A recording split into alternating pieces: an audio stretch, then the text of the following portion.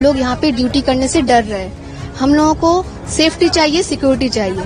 This is not human. Everyone wants justice. You can't accept it. You can't accept this kind of crime in this country. We are afraid of going out. It is not one day situation. This is what we feel every day. Extremely disappointed, extremely hurt. हम लोग यहाँ सुबह से wait कर रहे हैं, सब लोग, स्टाफ, नर्स, डॉक्टर, सब लोग। बंद करो ये अत्याचार। साधारण परिवार की एक लड़की डॉक्टर बनने के सपने के साथ मेडिकल कॉलेज में दाखिला लेती है और वहीं उसके सपनों को तोड़ दिया जाता है, जैसे उसकी हड्डियां और पेल्विक गार्डल टूटे। हैरान कर देने वाली और रूह कपा देने वाली ये वारदात एक ऐसे मेडिकल कॉलेज में हुई जहां हर साल कई डॉक्टर्स ट्रेनिंग के लिए आते हैं। लेकिन शायद कोलकाता की निर्भया को यह पता नहीं था कि उसके साथ क्या होने वाला है। आज आपको बताने जा रहे हैं उन्हीं सवालों के जवाब जो आप इस रेप मर्डर वाली वारदात के बाद ढूंढ रहे हैं। तारीख 8 अगस्त, मामला 8 अगस्त का है, जब एक महिला ट्रेनी डॉक्टर ड्यूटी के बाद डिनर करती है। रात के 12 बज रहे होंगे जब वो अपने दोस्तों के साथ डिनर करती है। डिनर करने के ठीक बाद सेमिनार हॉल में जाती है। ये वो सेमिनार हॉल था जहां मरीज का बेड, कुछ कुर्सियां और कुछ सामान रखे थे। पुलिस के मुताबिक यहां कोई सीसीटीवी नहीं था, जिसके बाद उस लेडी डॉक्टर के साथ क्या हुआ किसी को नहीं पता, क्योंकि सेमिनार हॉल क्लास खत्म होने के बाद बंद कर दिया जाता है। तो फिर रात को सेमिनार हॉल खुला कैसे? किसने सेमिनार हॉल का दरवाजा खोला? ये बड़ा सवाल है। नर्सिंग सुपरिटेंडेंट का बयान बताता है कि सेमिनार हॉल की चाबी आमतौर पर सिस्टर इंचार्ज के पास होती है, जो एक बक्से में रखी जाती है। डॉक्टर जब भी चाबी लेते हैं, उन्हें इस बात की जानकारी देनी पड़ती है कि वो सेमिनार हॉल क्यों जा रहे हैं। बाद में काम खत्म हो जाने के बाद इस चाबी को वापस कर दिया जाता है। यही नियम है। रात के अंधेरे में लेडी डॉक्टर के साथ दरिंदगी की सारी हदें पार कर दी गई। अगले दिन जब सेमिनार हॉल का दरवाजा खोला गया तो लेडी डॉक्टर की अर्धनग्न लाश पड़ी थी। जिसने भी वो मंजर देखा उसकी रूह कांप गई। तारीख 9 अगस्त, सुबह मेडिकल कॉलेज में चौथी मंजिल पर बने सेमिनार हॉल में डॉक्टर का अर्धनग्न अवस्था में शव मिला। शव के पास उसका मोबाइल और लैपटॉप मिला। शव को पुलिस ने पोस्टमार्टम के लिए भेजा। पोस्टमार्टम रिपोर्ट में महिला डॉक्टर के साथ दुष्कर्म की पुष्टि हुई। शव गद्दे पर पड़ा हुआ था। गद्दे पर खून के धब्बे थे। मृतक के मुंह और दोनों आंखों से खून बह रहा था। गुप्तांगों पर खून के निशान और चेहरे पर नाखून के निशान थे। होंठ, गर्दन, पेट, दाहिना हाथ और हाथ की उंगली, यहां पर भी चोट के निशान थे। कहा जा रहा है असिस्टेंट सुपरिटेंडेंट ने ही लेडी डॉक्टर के घर वालों को फोन किया, कहा आपकी बेटी ने आत्महत्या कर ली। डॉक्टर का परिवार घटनास्थल पर पहुंचा तो उनके पिता ने दुष्कर्म के बाद हत्या का आरोप लगाया। पिता का कहना था कि शव तक देखने नहीं दिया गया। बेटी की लाश को देखने के लिए अस्पताल प्रशासन ने उन्हें 3 घंटे बाहर इंतजार कराया। पिता का यह भी कहना था कि उन्हें सिर्फ एक ही फोटो खींचने दी गई। जब उन्होंने अपनी बेटी को देखा तो उसके शरीर पर कोई कपड़ा नहीं था। उसके पैर 90 डिग्री अलग थे। ऐसा तब तक नहीं हो सकता जब तक पेल्विक गर्डल टूट न जाए। इसके बाद पुलिस ने मामला दर्ज कर लिया। वहीं हत्याकांड को लेकर पश्चिम बंगाल समेत पूरे देश भर में डॉक्टरों का विरोध प्रदर्शन शुरू हुआ। जांच के दौरान सीसीटीवी फुटेज खंगाले गए तो उसमें भी संजय हत्या वाली जगह के पास संदिग्ध रूप से घूमते देखा गया। सूत्रों से पता चला कि आरोपी पेशे से एक नागरिक पुलिस स्वयंसेवक है। नागरिक पुलिस स्वयंसेवक को निचले स्तर के पुलिस अधिकारियों की मदद के लिए नियुक्त किया जाता है। तब जब अधिकारी अस्पतालों में भर्ती होते हैं, पुलिस को जांच के दौरान घटनास्थल से इकट्ठा किए गए सबूतों में एक ब्लूटूथ हेडफोन मिला। पुलिस ने सभी संदिग्धों के फोन जब्त किए और ब्लूटूथ डिवाइस को उनसे कनेक्ट करने की कोशिश की। तभी संजय रॉय के फोन से अपने आप ही ब्लूटूथ कनेक्ट हो गया। सख्ती से पूछताछ करने पर संजय ने अपराध कबूल किया। अब पुलिस पता लगाने की कोशिश कर रही है कि अपराध में संजय के साथ कोई और भी शामिल था या नहीं। संजय रॉय की गिरफ्तारी के बाद संजय ने कई खुलासे किए। दरअसल संजय का अस्पताल के अंदर खूब आना जाना था। शायद उसने वहां इतनी पहचान बना ली थी कि उसके लिए कोई रोक टोक नहीं थी। पुलिस ने जब उसका फोन खंगाला तो पता चला वो पोर्न देखने का आदी था। तारीख 10 अगस्त, मामले में पुलिस ने गिरफ्तार संजय रॉय से पूछताछ शुरू की। इसमें सामने आया कि वो वारदात से पहले अपने स्वयंसेवक दोस्त के साथ रेड लाइट एरिया, कालीघाट और सोवा बाजार गया था। इसके बाद दोनों आरजी कर मेडिकल कॉलेज में भर्ती जो नागरिक स्वयंसेवक के परिचित एक मरीज को देखने गए। आरोपी ने कहा, आरजी कर मेडिकल कॉलेज से निकलने के बाद वो फिर से रेड लाइट एरिया सोवा बाजार गया। इसके बाद उसने आरजी कर मेडिकल कॉलेज पहुंचकर जूनियर डॉक्टर के साथ दुष्कर्म और हत्या की। पुलिस ने उसकी लोकेशन के आधार पर पाया कि वो पहली बार रात 11 बजे मेडिकल कॉलेज अस्पताल गया और 11:30 बजे वहां से निकला। इसके बाद वो दोबारा सुबह 3:30 बजे के बाद मेडिकल कॉलेज अस्पताल गया और करीब 4:30 बजे वहां से निकला। इसके बाद संजय रॉय सॉल्ट लेक स्थित बैरक में आकर पुलिस कर्मियों के पास सो गया। फिर अगली सुबह उसकी नींद खुली तो सबसे पहले उसने सबूत मिटाने के लिए अपने कपड़े धो लिए। पुलिस को उसके जूते पर खून के निशान मिले, जिसे उसने सबूत के तौर पर सहेज कर रख लिया। कहते हैं कि मुजरिम की एक गलती उस पर भारी पड़ जाती है और संजय रॉय के मामले में भी ये बात सच साबित हुई है। उसने खून के सारे निशान तो मिटा दिए, लेकिन एक जगह उससे छूट गई और वहीं उसका काल बन गई। मामले ने तब और तूल पकड़ा जब डॉक्टरों ने सड़क पर उतरकर प्रदर्शन तेज कर दिया। अस्पतालों में काम ठप हो गए। तारीख 11 अगस्त से 12 अगस्त देश भर में जारी डॉक्टरों के विरोध के बीच कोलकाता के पुलिस कमिश्नर विनीत गोयल ने आरजी कर मेडिकल कॉलेज अस्पताल का दौरा किया और प्रदर्शनकारी जूनियर डॉक्टर्स से मुलाकात की। कॉलेज के छात्रों की मांग थी कि घटना की रात जिस एसीपी चंदन गुप्ता की ड्यूटी थी उन्हें हटाया जाए। सीपी गोयल ने कहा कि एसीपी चंदन गुप्ता को हटा दिया गया। इसी दिन बंगाल सरकार ने आरजी कर मेडिकल कॉलेज अस्पताल के कई विभागों में फेरबदल किए। इसके अलावा federation of resident doctors association India फोडा ने रविवार को देश के स्वास्थ्य मंत्री के नाम एक पत्र जारी कर 12 अगस्त से पूरे देश में डॉक्टरों की हड़ताल का ऐलान किया। देश भर में डॉक्टरों ने हड़ताल शुरू कर दी। स्वास्थ्य सेवाएं पूरी तरह से प्रभावित रहीं। इस बीच आरजी कर मेडिकल कॉलेज अस्पताल के प्रिंसिपल डॉक्टर संदीप घोष ने अपने पद से इस्तीफा दे दिया। इसी दिन federation of resident doctors association यानी फोडा ने केंद्रीय स्वास्थ्य मंत्रालय के सचिव अपूर्व चंद्र से मुलाकात की। उधर कोलकाता पुलिस ने 3 जूनियर डॉक्टर्स और एक हाउस स्टाफ को तलब किया था। इसी दिन पश्चिम बंगाल बीजेपी नेता और कोलकाता उच्च न्यायालय के अधिवक्ता कौस्तव बागची ने उच्च न्यायालय में याचिका दायर की। याचिका में घटना की सीबीआई जांच की मांग की गई। मामले में हो रहे विरोध को देखते हुए पश्चिम बंगाल की मुख्यमंत्री ममता बनर्जी ने बंगाल पुलिस को अल्टीमेटम दिया। उन्होंने कहा, अगर रविवार तक पुलिस मामले को सुलझा नहीं पाती तो हम केस को सीबीआई को ट्रांसफर करेंगे। वहीं कांग्रेस की नेता प्रियंका गांधी वाड्रा ने सरकार से मामले में सख्त कार्रवाई करने और न्याय सुनिश्चित करने का आग्रह किया। वहीं बीजेपी ने ममता सरकार पर महिलाओं की सुरक्षा को लेकर आरोप लगाया। पुलिस ने मृतक डॉक्टर के साथ डिनर करने वाले 4 जूनियर डॉक्टर्स को फिर से तलब किया। कोलकाता पुलिस ने एचओडी असिस्टेंट सुपरवाइजर, पुलिस, महिला पुरुष नर्स, ग्रुप डी स्टाफ और सुरक्षा कर्मियों को भी कोलकाता पुलिस मुख्यालय लाल बाजार में तलब किया गया। निर्भया केस के बाद ऐसा केस जिसमें देश भर में ऐसा आंदोलन दिखा, जहां सड़कों पर डॉक्टर्स, बंगाली सेलिब्रिटीज सब नजर आए। सबने एक ही बात कही कि महिला होने के नाते उन्हें डर लगता है।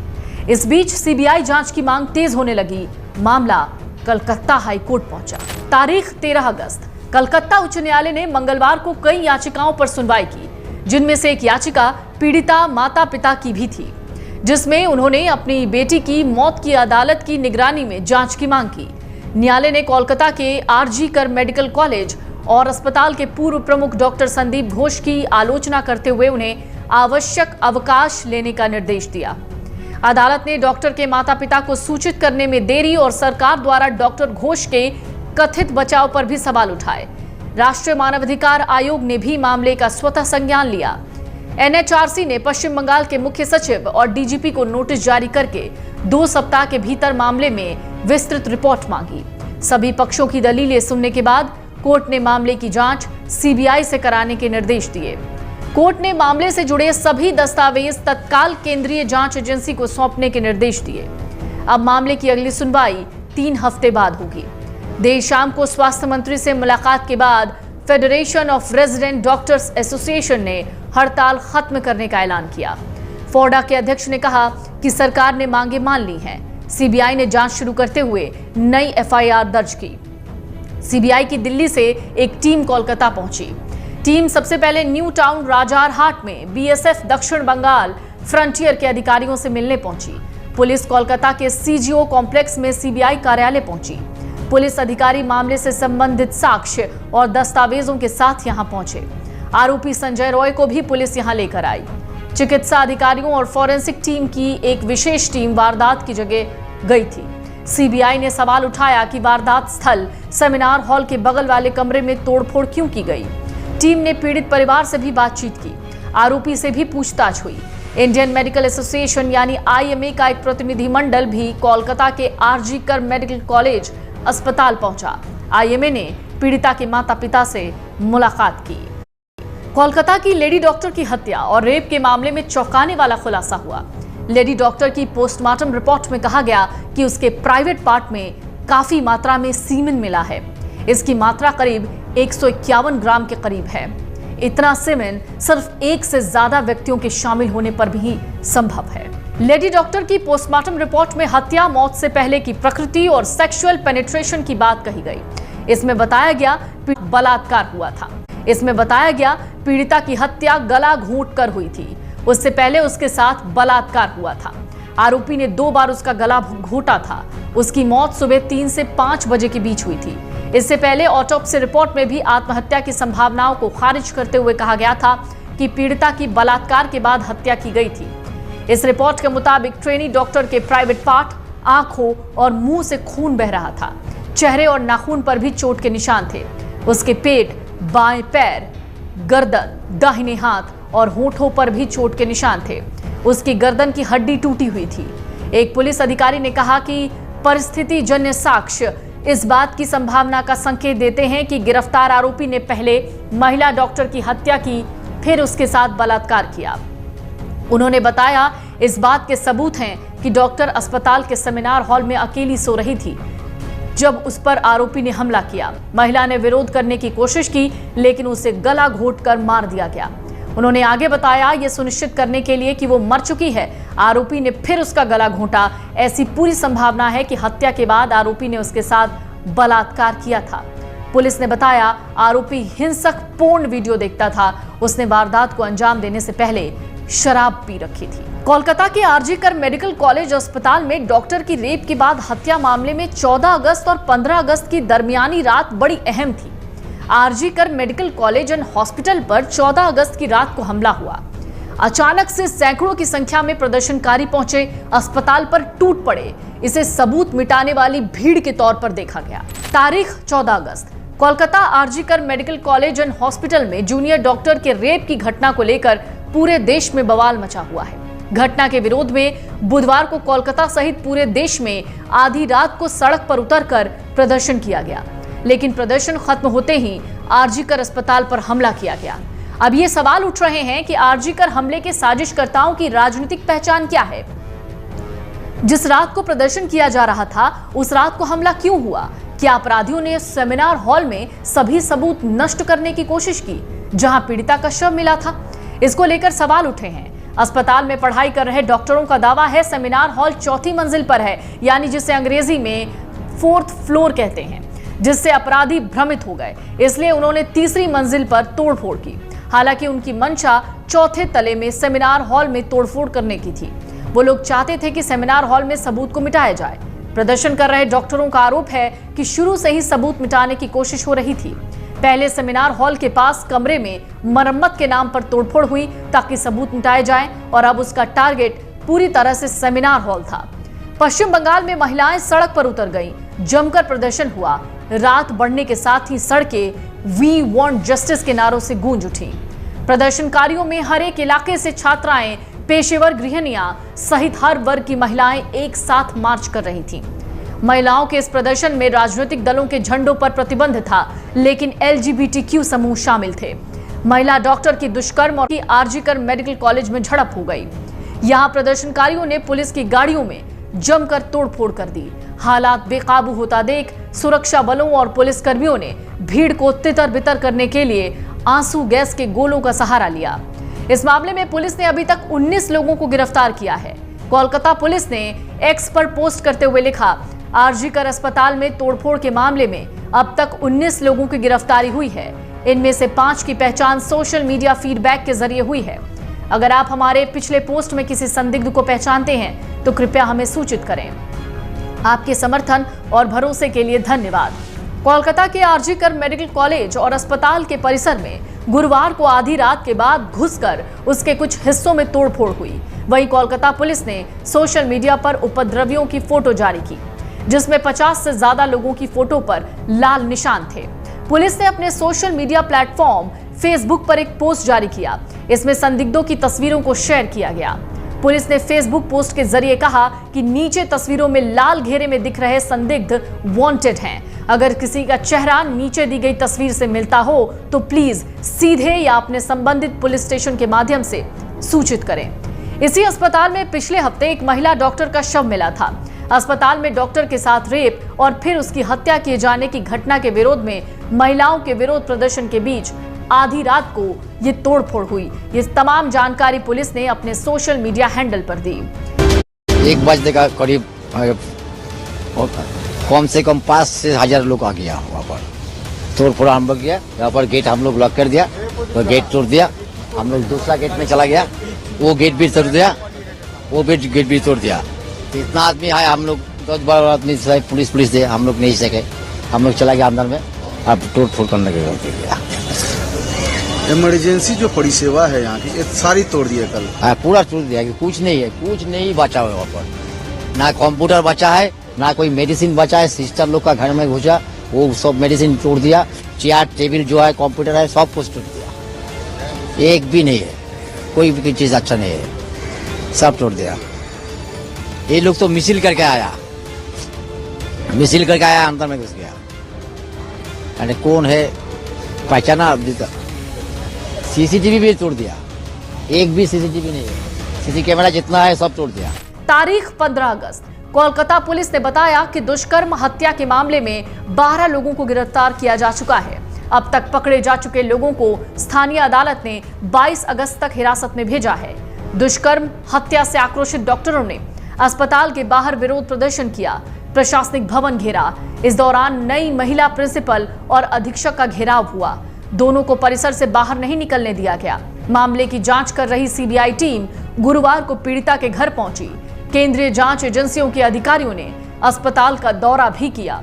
विपक्षी दल बीजेपी मुख्यमंत्री ममता बनर्जी से इस्तीफा मांग रही है, तो वहीं दूसरी तरफ टीएमसी का कहना है कि बीजेपी हताशा में ऐसे बयान दे रही है। सीएम ममता के भतीजे और तृणमूल सांसद अभिषेक बैनर्जी ने आरजीकर मेडिकल अस्पताल में तोड़फोड़ को भाजपा की गुंडाई बताया है और कोलकाता पुलिस से 24 घंटे के भीतर दंडात्मक कार्रवाई करने को कहा है। फिलहाल कोलकाता के आरजीकर मेडिकल कॉलेज में जो हुआ वो वाकई हैवान की हैवानियत दिखाता है। एक ऐसी दरिंदगी जिसे शायद उस महिला डॉक्टर ने किस तरीके से झेला होगा, आप उसकी कल्पना भी नहीं कर सकते। लेकिन अब एक बार फिर से वही सवाल उठ रहे हैं कि क्या महिलाओं की जान या फिर महिलाओं की अस्मत कोई भी ले सकता है? ऐसे में महिलाओं को इस वक्त डर सताने लगा है। खबर ऐसी सिर्फ बंगाल से ही नहीं बल्कि देश भर के कई राज्यों से ऐसी खबरें हर रोज आती हैं।